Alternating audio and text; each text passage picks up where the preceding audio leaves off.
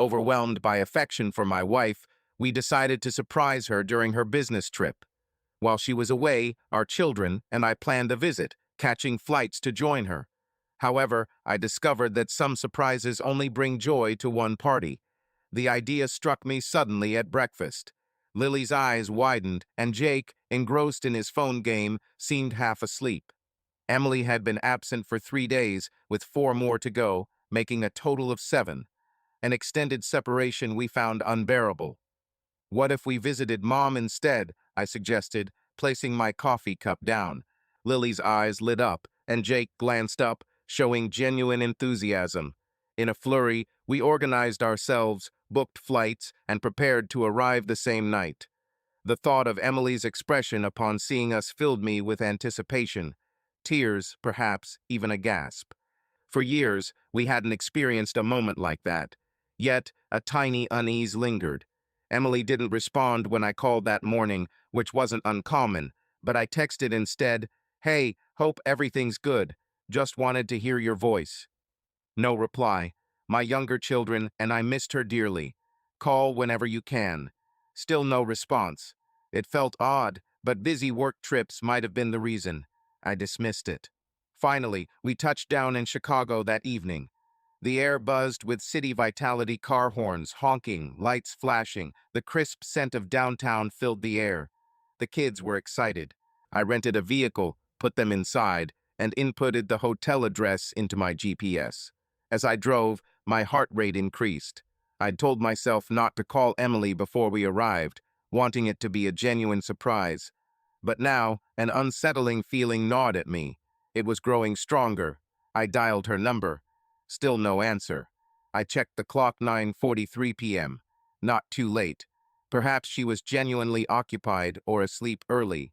5 minutes from the hotel, I tried again. Straight to voicemail. The itch was scratching intensely now. Jake and Lily were joking in the back seat, oblivious to my tightened grip on the steering wheel. Once we arrived at the hotel entrance, my heart was pounding for no apparent reason. I instructed the kids to wait in the lobby as I retrieved our room keys. "We're going to scare her, right?" Lily questioned, hopping on her toes. "Yes," I responded, but my voice sounded strained. I approached the check-in desk, plastering a smile on my face. "Hello, my wife is checking in here. Emily Carter. I'd like to surprise her. Could you tell me her room number?" The receptionist politely returned my smile. "I'm sorry, sir. We can't disclose guest room numbers, of course." I placed my credit card on the counter. "Could you at least call up and inform her that her husband is here?" She nodded and reached for the phone. I observed as she dialed. After a moment, her expression changed. "Oh," she said. Her gaze shifted to me. She didn't finish. My stomach nodded. "Perhaps she's sleeping," I suggested weakly. She pondered over her next words, considering the alternative of disregarding the call. The woman glanced at her computer screen, noting that someone else was checked in along with her. A second person. My vision blurred. "Excuse me," I questioned, my voice sounding distant and unfamiliar. She seemed puzzled. "Well, yes, the room is in her name, but she registered an additional guest. I assumed you were aware of this." I stared at her, then burst into laughter. A nervous look crossed the receptionist's face. I wasn't enraged yet. Instead, I was in a state of anticipation, with a sudden hush enveloping my thoughts. "Who is the plus one?" she inquired tentatively. I asked the same question, keeping my voice steady, though it seemed too calm. She hesitated before replying. "I'm unable to share that detail." I let out a gradual breath through my nose. "Understood. Then I require a room." Her fingers danced across the keyboard. It was evident she was avoiding eye contact. She understood. She was well aware of the circumstances at hand. A moment passed, and a room key was in my grasp. The same floor as Emily's, merely a few doors away. Ideal. I returned to the lobby, maintaining a composed expression to avoid alarming my children. "Everything is arranged," I said, pasting on a smile. "Let's head there first to drop off our belongings." Lily seemed ready to skip beside me. "Can we visit Mommy immediately?" "Soon," I assured her. We took the elevator up. Jake was fixated on his phone, while Lily hummed a familiar tune from a cartoon. They remained oblivious. Our room was pleasant, tidy, and unremarkable, but I barely noticed. I instructed the kids to settle in, order whatever they desired from room service, and then I stepped into the hallway. Emily's room was situated 4 doors away. I approached it deliberately, my heartbeat echoing in my ears. Am I going to find my work colleague inside her hotel room? Was there an innocent reason for being here instead, or something else? I approached the door, number 814. My fingers lingered on the door for a moment. Then I knocked. No response. I knocked again, this time more forcefully. Still no answer. I knew she was in there. I could sense it. I took out my phone and texted her. Hey, it's me. I'm at your hotel. Open up. No reply came. I clenched my jaw so tightly it began to ache. Then, without giving myself time to think twice, I turned around and strode back down the stairs. The receptionist looked taken aback to see me again. Hey, I said, sliding my room key over the counter. It seems I had locked myself out. Can I get a new one? She nodded, started typing away at her keyboard. And then I asked nonchalantly, by the way, could you add my wife's room to this key? We usually do that when she travels. You know, just in case. I gave a smile, pretending I wasn't on the verge of destroying our entire marriage. She hesitated for a moment before continuing with her work. After a beep, she used my card, tapped additional keys, and returned it. All good, she said. Thanks, I responded. Then I retraced my steps to verify. My feet felt insensitive as I headed towards Emily's room. The keycard felt hot against my palm. My heart didn't merely pound. It thundered in my ears, echoing some deep-rooted sensation. This was the moment. Reaching room 814, I took a deep breath. If I was wrong, I'd seem insane. If I was right, I refrained from dwelling on that possibility. I inserted the keycard. Beep. The light turned green. I twisted the handle and gently opened the door. The initial sensation was the odor. That specific blend of cologne, sweat, and an aroma my mind wouldn't yet identify. An aroma unsuitable for a room where my wife was supposed to be alone. The room was dimly lit, only the bedside lamp on, and there, ensnared in the crisp white hotel linens, was Emily, and another man. Initially, I failed to notice his features. I was preoccupied, gazing at her.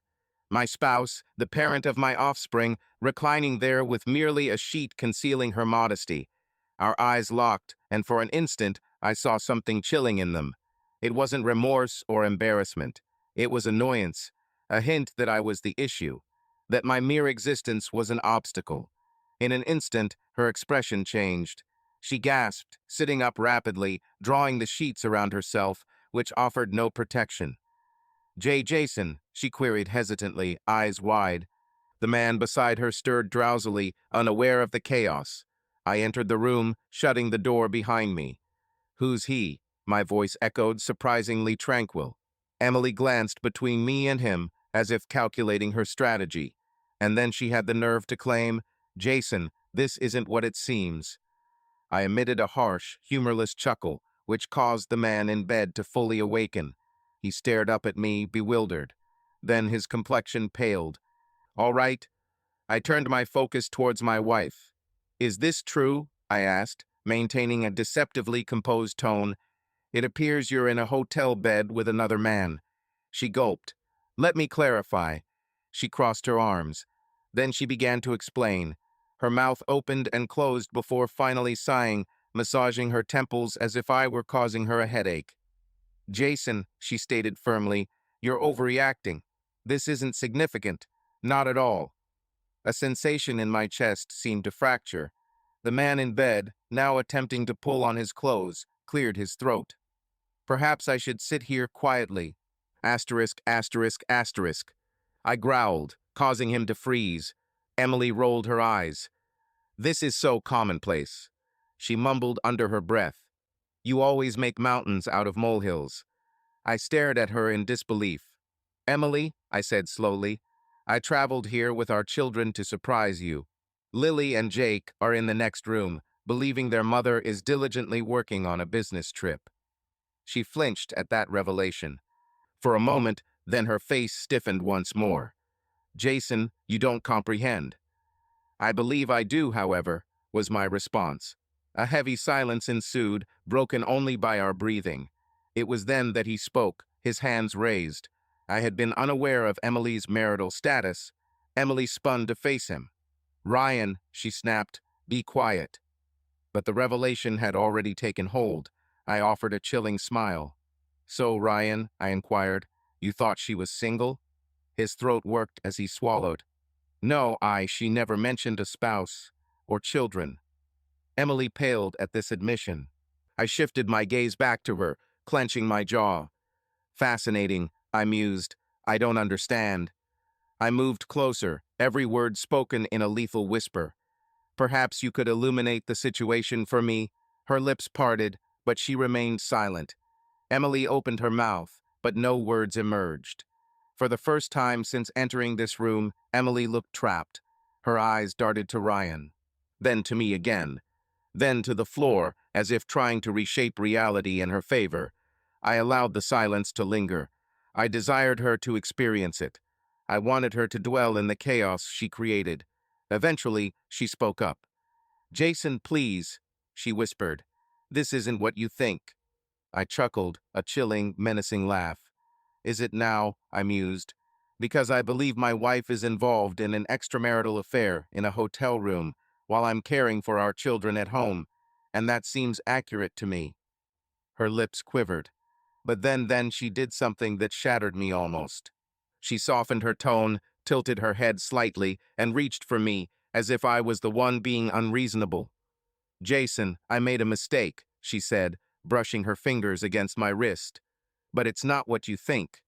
Ryan shifted uneasily. Perhaps I should leave, Emily. Shut up, Ryan. She turned her head swiftly towards him, even making me flinch. I watched her, watched the way her body stiffened, the way she clenched her teeth. She didn't seem ashamed. She was frustrated at being discovered. I stepped back, shaking my head. Come on, Emily, just be honest with me this time. For once. How long has this been happening? She hesitated momentarily, but that was enough. Ryan exhaled sharply and ran a hand through his hair. Oh, damn it, he muttered under his breath. For that long, huh? I said, watching her carefully. She exploded. Why does it matter? She asked angrily. Jason, seriously, why are you turning this into some massive betrayal? A chill ran through me.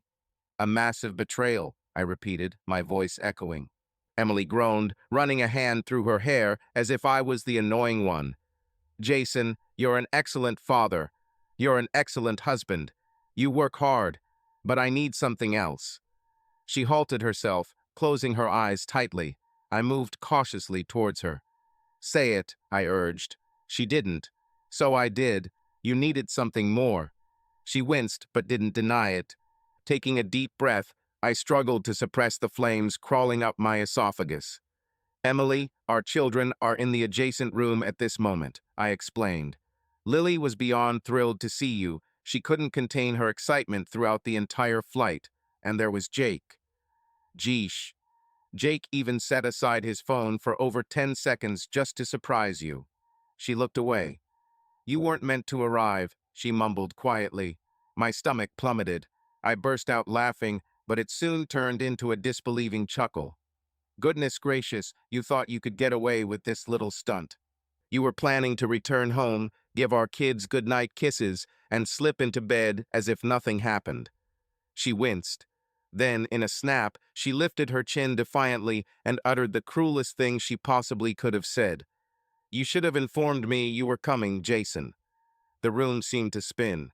Ryan mumbled something under his breath, grabbing his belongings. Yep, I'm leaving.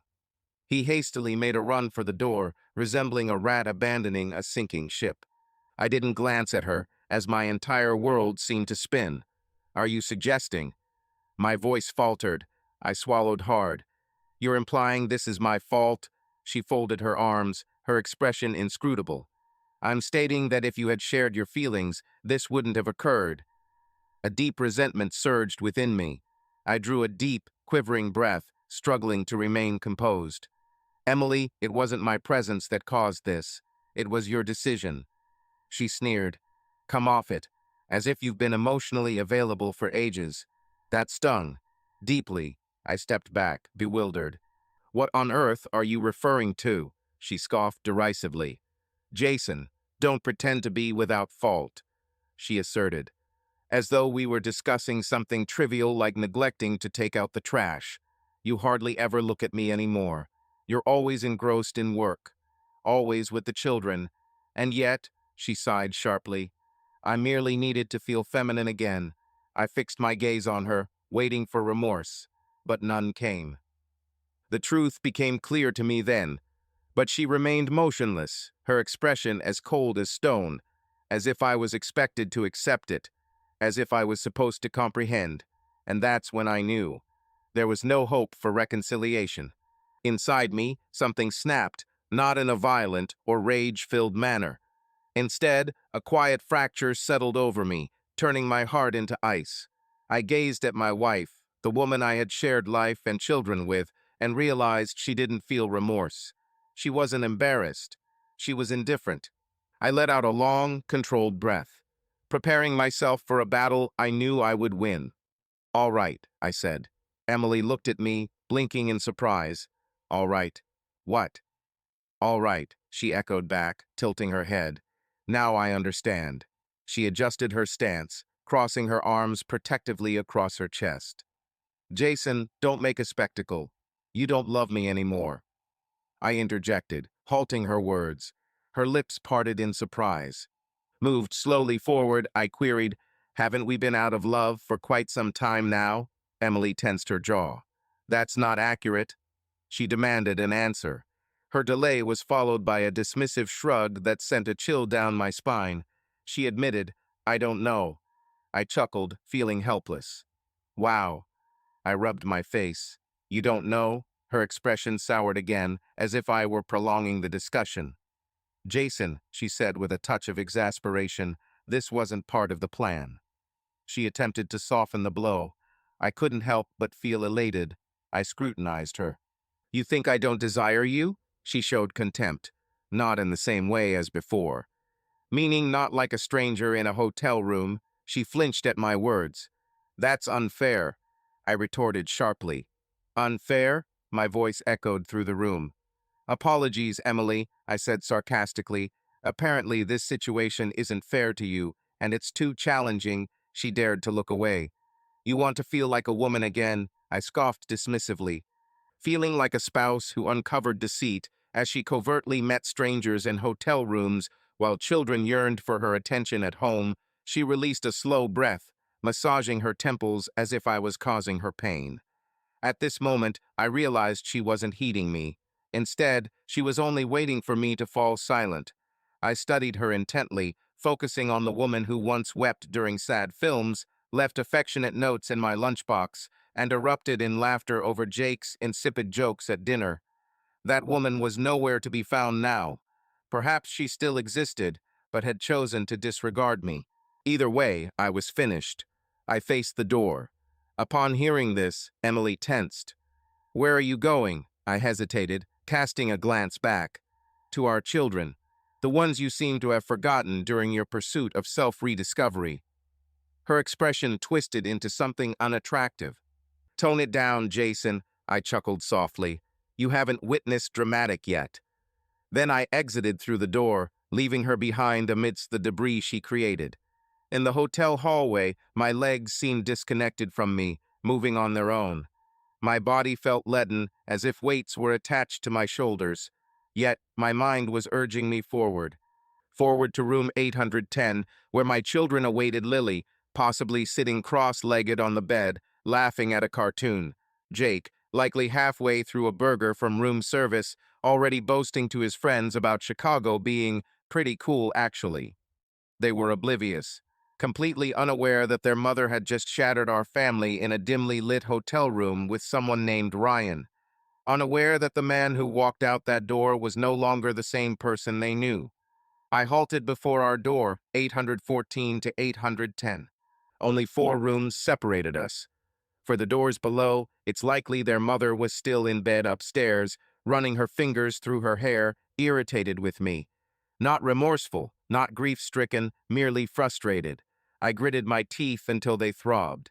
Then, at last, I inserted the key card. Beep. The light turned green and the door swung open. Before I could fully enter, Lily hurled herself towards me. "Dad, did you see her?" she exclaimed, embracing my waist. Was she overjoyed? Did she weep? A lump rose in my throat, threatening to choke me. I managed a smile, pushing down the bitterness rising in my esophagus. "Not yet, sweetie," I whispered, stroking her silky curls. She was preoccupied. "We'll see her tomorrow. Understood?" Her small face furrowed with puzzlement. "Oh, okay." Yet she was so trusting, so innocent, that she merely nodded and let it go. Jake lazed on his bed, one arm propped behind his head, partially watching TV. "All right, so, what's the next move?" he inquired, popping a fry into his mouth. My mind went blank. "Next move?" I repeated, bewildered. There was no plan left. In this room, feigning normalcy, I knew their mother was likely concocting explanations mere doors away. It was imperative for us to depart. "Fancy doing something enjoyable?" I suggested unexpectedly, my tone transforming into a facade of lightness and normality. "Mayhap ice cream? A brief stroll around the city before retiring." Lily reacted as though she'd just won the lottery. "Yes." Jake raised an eyebrow, but agreed readily. "Sure, why not?" I swiftly tucked my wallet into my coat. "Let's go then." Lily rushed to find her footwear, while Jake slipped his phone into his pocket, and I took one final glance around the room, a place that had once seemed like a casual family trip, but now felt foreign, before stepping out, ensuring to leave everything behind. For we would not return. As we exited the hotel, the chilly night air struck me forcefully, reminding me of what was real, something I longed for, since nothing else felt genuine anymore. Lily pulled my hand, swinging as we strolled along Chicago's bustling sidewalk. Jake casually slipped his hands into the pockets of his hoodie, sporting earphones around his neck, casting sidelong glances, seemingly appreciating the moment. As for me, I was merely attempting to inhale, trying to disregard the burden of my phone within my pocket, anticipating her imminent call or message, suppressing the simmering anger within me like smoldering embers, feigning normality as they were unaware. "Can I have 2 scoops?" Lily inquired, almost dancing beside me. I managed a smile. "Have 3, I replied. Her expression brightened. "Best night ever." Jake chuckled. "Father seems cheerful. Let's make the most of it before he realizes we're past our bedtime." They remained oblivious. We located a modest ice cream parlor, neon lights flickering against the dim streets. The aroma of waffle cones and sugar assailed me, reminiscent of a bygone era when surprises equated happiness, not calamity. We placed our orders. Lily received rainbow sprinkles, Jake got chocolate fudge, I was given something I didn't recognize. As the night threatened to close in, I felt compelled to keep going. We found ourselves at a small table near the window, and for a fleeting moment, it felt almost ordinary. Lily chatted about school, while Jake teased her about her habit of coloring outside the lines. I went along with it all, taking bites of my tasteless ice cream. Then my phone vibrated, revealing who the message was from before I even glanced at it. My gut nodded as I retrieved it. A single new message. "Emily Jason, where are you?" I fixated on it. My finger hovered over the screen, then I switched the phone off and tucked it away, for she wasn't entitled to that question, not after what had transpired. "Hey, Dad," Jake called, snapping me out of my thoughts. I looked up to find him regarding me intently. "Yeah?" he inquired with a furrowed brow, too astute for his age. "Are you all right?" I pondered, then eventually returned his smile, a genuine one this time. "Yes. What's up, buddy?" I queried, turning my gaze between him and Lily. For the first time all night, I wasn't preoccupied with her. Instead, I was contemplating our escape and finding a means to remove the kids from her grasp. By the time we returned to the hotel, my decision was firm. We weren't staying any longer. I didn't give a hoot about our belongings still in the room or the extra 2 nights we'd reserved. I had to free the children from this predicament before it affected them. "All right, everyone," I announced, feigning nonchalance as we entered the elevator. "There's a change of plans. We're leaving tonight." Lily let out a surprised gasp. "What? But we just arrived." Jake frowned suspiciously. "Why, what about Mom?" I took a deep breath. Something had transpired.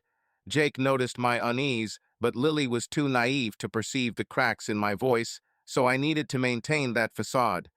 "But Daddy," she protested, her lower lip sticking out. We hadn't even managed to surprise her yet. I forced down the lump in my throat.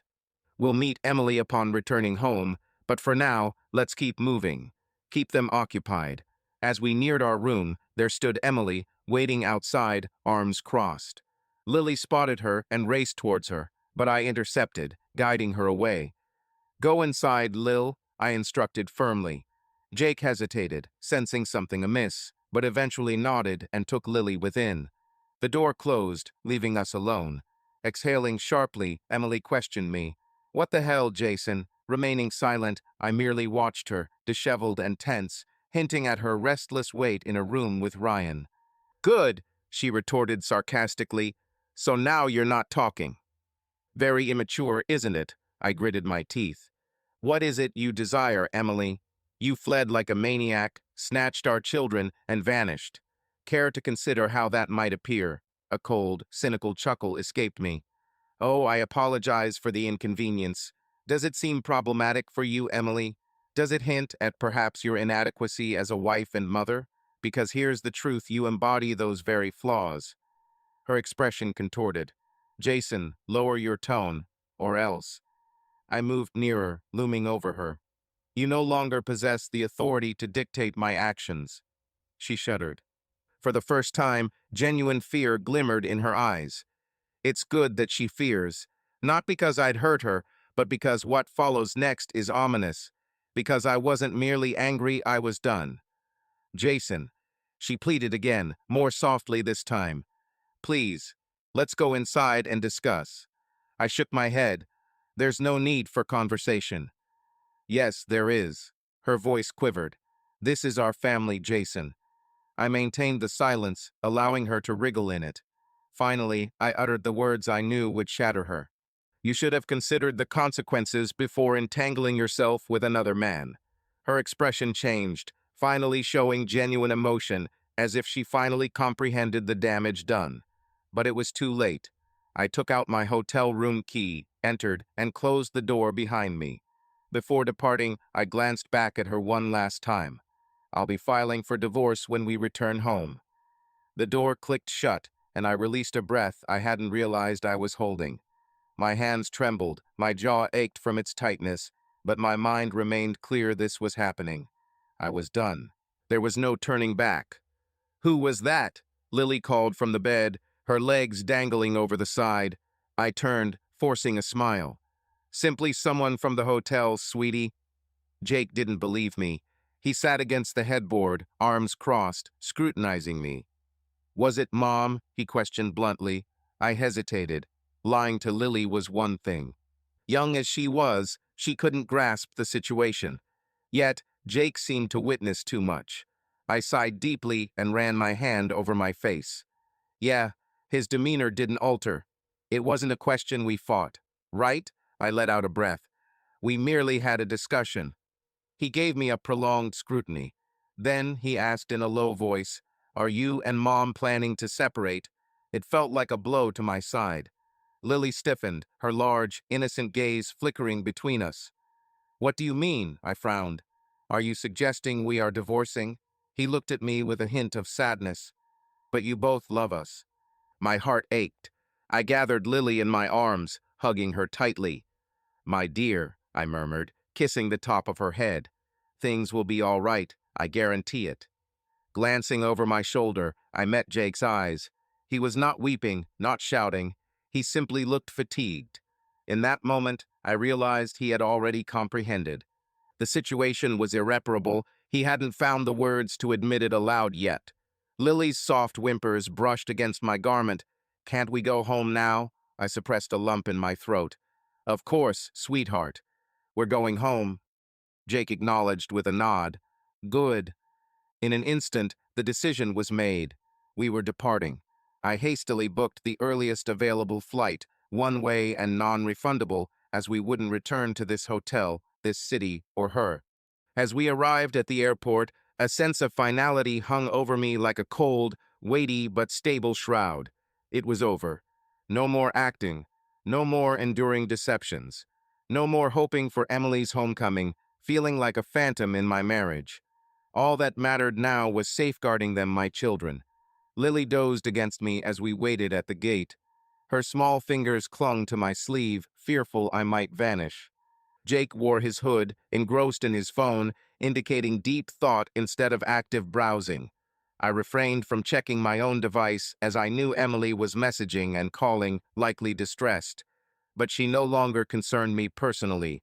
Emily murmured sleepily, "Do you suppose Mom will return after us?" I tried to relax my hand. "I can't say, dear." She yawned, rubbing her eyes. "I hope so." I remained silent, unable to deceive her. Contrastingly, Jake snorted softly. "No, she won't."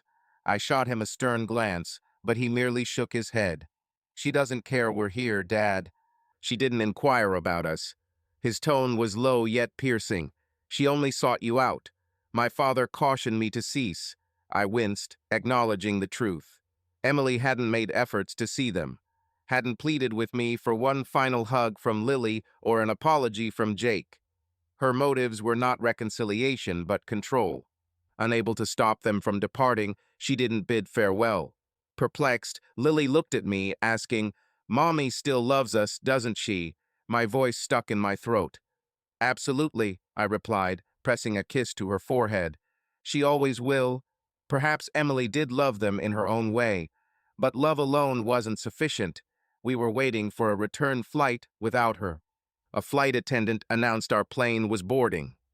"Let's go," I said, standing and taking Lily's small backpack. "We're returning home." Jake remained silent, simply nodding. As we moved towards the plane, I felt a sense of relief. For the first time in years, I wasn't merely abandoning Emily, I was reclaiming my life. The flight was peaceful. Lily nestled against me, her little body breathing softly in deep, pure sleep. Jake wore his earphones, gazing outside, evidently not listening to music, instead contemplating the expansive, gloomy sky amidst clouds. I, on the other hand, fixated on the seat ahead of me, replaying the events of the past 24 hours in my mind like a recurring, unwanted movie sequence. The expression of Emily's face contorting with irritation when she was caught, the manner she made me believe it was my fault, the way she departed without bidding adieu to her children, these moments haunted me. I tightly clenched and then relaxed my fists. It didn't matter anymore. We were returning home. However, home no longer felt like home. Upon disembarking the plane, everything seemed different. The car ride back was unusually silent, as if the world itself sensed something amiss. As we pulled into the driveway, Lily yawned lazily. "Aren't Mom still at the hotel?" Jake glanced at me in the rearview mirror, anticipating a response. I drew a deep breath. "Yes, love." She gave a approving nod. "I'm going to create a card for when she returns home." Jake turned away without speaking. I unlocked the front door, and upon entering, the absence struck me like a blow. The silence was heavy, almost oppressive, as if the house sensed Emily wouldn't return. Lily discarded her shoes and dashed towards the living room, already searching for crayons. Jake entered more leisurely, his gaze scanning the space as if he saw it for the first time. I deposited my bag by the door, releasing a sigh, then my eyes involuntarily moved to the kitchen counter where Emily's mug from the morning she left still remained. Cold and unused, it served as a stark reminder of the life we once shared before I discovered the truth. It seemed Jake had noticed my gaze because he snorted softly. "Looks like you won't have to make her coffee anymore." I swallowed thickly. "Jake," he mumbled, striding towards the stairs. "I'm all right," he said. He intended to retire to his room. I chose not to interfere as I wondered what words could ease his burden or alter the past. Could I confess my hopes for Emily's deception? Should I voice my longing for things to be different? Alas, all I could muster was a momentary closing of my eyes, followed by a gentle rub on my face and a sigh. Then I turned my gaze upon Lily, who was busily scribbling on a sheet of paper. "Daddy," she inquired, "how do you spell love?" My throat constricted as I knelt beside her, brushing a stray lock from her face. "Love, dear." She beamed, laboriously penning each letter in large, uneven letters, "Love," and below it, she penned, "MOM." The sight of her words made me look away, for I couldn't bear it at that moment. Not while my child still held hope for her mother's return. Not when I was uncertain how to disclose the truth. Not when I wasn't even certain what home signified anymore. The house lay silent, too quiet. Jake was in his room, the door closed, likely discussing with friends about his family's sudden disintegration overnight. Meanwhile, Lily remained seated at the kitchen table, focused on shading a heart next to Mom that she had drawn, oblivious to the turmoil. As for me, I was standing motionless, contemplating how to inform my daughter about her mother leaving our family much earlier than I found out in the hotel room. With a sigh, I retrieved my phone, but it held no new messages from Emily. She had given up. No more texts, no calls, not even a contrived explanation. The cessation of communication struck me more deeply than anything else. I had invested years into her, our marriage, our family, and as soon as she realized she could no longer wriggle out of the situation, she ceased choosing us altogether. Lily's gentle voice broke through my thoughts. "Daddy," she asked sweetly, looking up at me with trust-filled eyes, "when will Mommy be back home?" My heart contracted as if collapsing. How do you tell a 6-year-old the reality? How can one explain that the person who provided nightly comforts, healed her small hurts, and pledged unwavering presence would no longer be around? One simply doesn't, not in this manner. I lowered myself beside her, gently stroking her hair. "Mommy will be absent for a while, sweetheart," she pouted. "Why?" I hesitated before answering. "Because sometimes adults make mistakes, and to correct them, we must figure things out alone." She contemplated this, tracing over the heart she had drawn on a piece of paper. "But she still loves me, doesn't she?" My breath caught. I managed a smile. "She will always love you." It wasn't the complete truth, but it was her truth, the one she required, the one she would cling to until old enough to grasp the real story. She smiled back. "All right, then I'll keep this for when she returns." I nodded, my throat too constricted to speak, because she wasn't aware. Unaware of its prolonged stay, the card she had recently crafted remained on the counter for days, weeks, months. She was unaware that each dawn would bring her rushing downstairs, anticipating to find her mother sipping coffee at the table. Unforeseen was the day she'd cease inquiring, the day she'd erase from memory entirely that she had ever created this card. This realization struck me hardest because, despite my resentment towards Emily for her actions, it pained me that she could still fracture our daughter's heart without even being present.